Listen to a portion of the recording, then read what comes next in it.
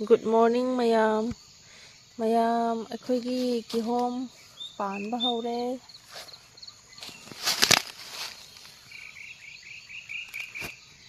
Kihom ni masak fazadra yung mayam.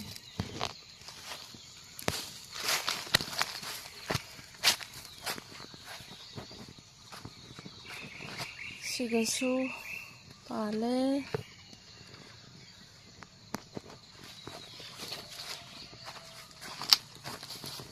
Yam apik pa ni.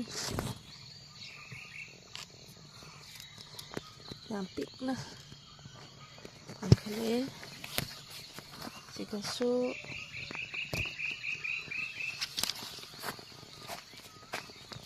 Masuk kara houjaba. Wow. Sigasu pale. Maton tinggal itu.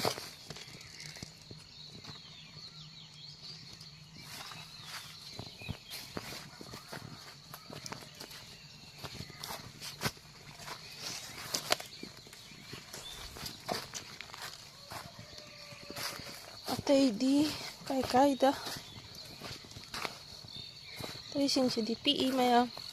Tay sing sidi chaudri sikadi.